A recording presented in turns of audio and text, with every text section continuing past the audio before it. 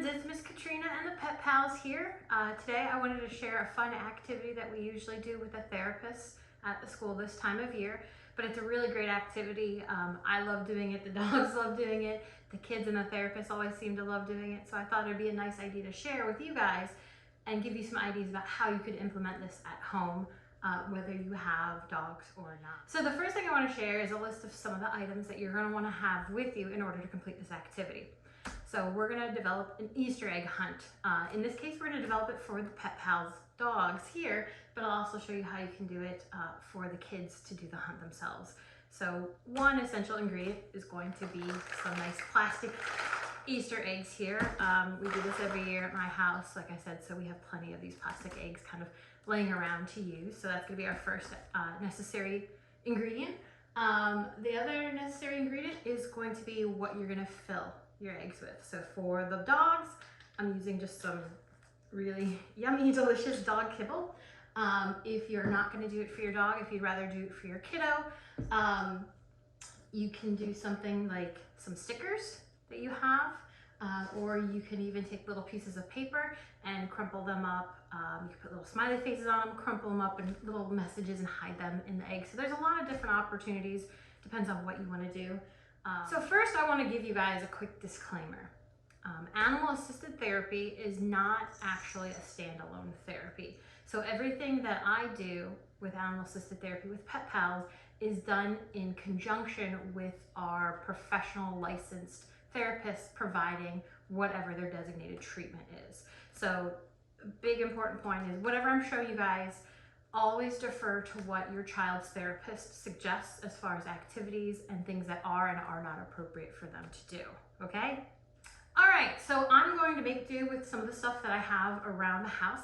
I don't really have child-sized or Miss Katrina therapy-sized stools or chairs, so I do have plenty of these nice handy cardboard boxes with dog food that I get from Chewy, so I'm going to use those. So one activity you can do is you can have a table or something that is table-like for your child.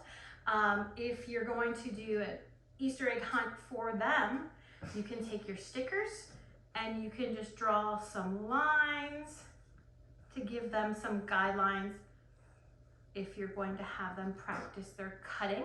Obviously, we want to be very safe if we're using scissors, so it's going to be direct supervision from you as the parent, making sure we're making safe choices with those scissors. You can draw some lines, like I said, that makes it easier for them so they can see where it is they're supposed to be cutting. Hey, Sunny.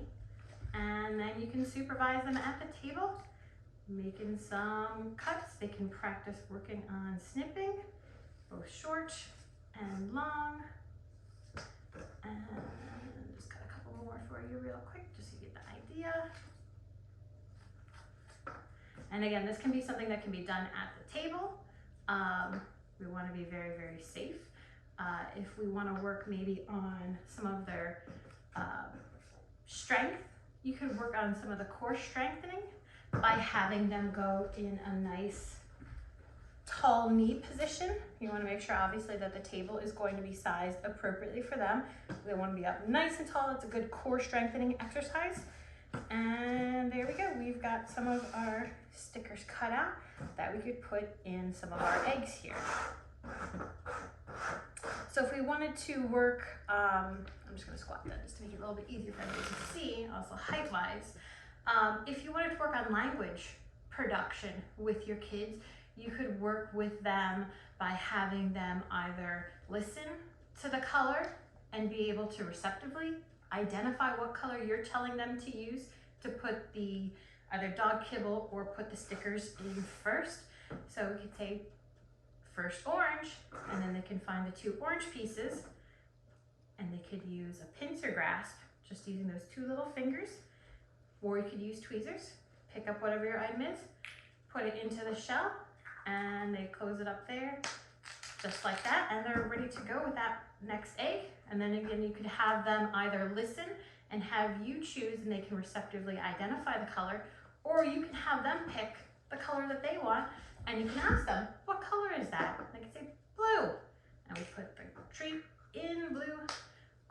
and that's nice using both hands, using bilateral skills to close that egg up nicely. And those are just some of the little ways that you can do it at the table. Now again, if we wanted to work on a little bit more of core strengthening with the kids, you can have them do some crossing midline, which is where they take one hand and they reach all the way across their body. They pick up the item and then they go back across, put it in, close up your egg, good to go. Again, if you wanted to work on some core strengthening, you can work on some trunk rotation for the kids. Again, this would be best done if they're up nice and tall on their knees. Unfortunately, the camera will cut my head off, so I won't do that. They can also do this while they are seated in a chair, but basically you want to have some items on one side of their body and you want to have other items on the other side of their body. And so then they're going to start using one hand at a time, and they're going to reach across that body, crossing midline, picking up the item, coming back over. They can put their little treat in the egg, placing it back in.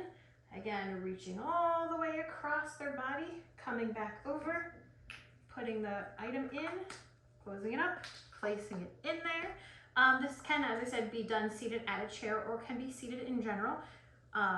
For me, I will go on my knees like this. You can also have our friends go into crisscross applesauce. That's going to be another good posture that's helping them work on that core strengthening, which is good for all of us.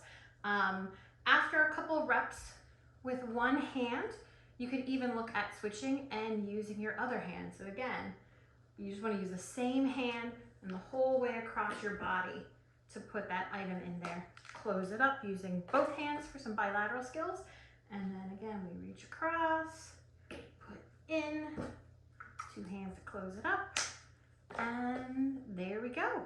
All right, so maybe we've been doing a little bit too much sitting in the house, trying to do good with social distancing, and we're feeling a little bit antsy. We want to move a little bit more. You can still do that with this activity. Again, you want to have two stations separated. For me, the floor is a little bit too hard for my knees, so I like to use a yoga mat just to give me a little bit of extra cushioning. But this is a great activity for tall kneeling. Again, get up nice and tall on those knees, stand up nice and tall with your body, and we can walk from one side, get our little treat, turn around, walk it over to the other side, fill up that egg, close it down, and again, back and forth.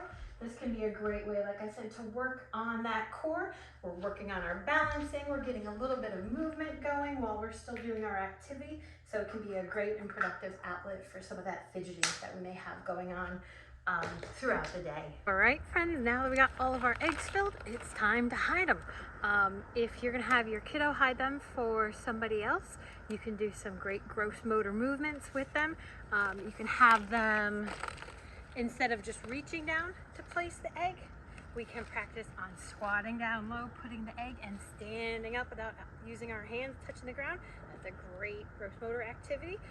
We can also look, if they're feeling really spunky, we can do some bunny hops to place the eggs down for our friends to find. They can hop to another location. Again, 2 feet together, hopping together is a great activity to practice outside. So however you want to mix it up.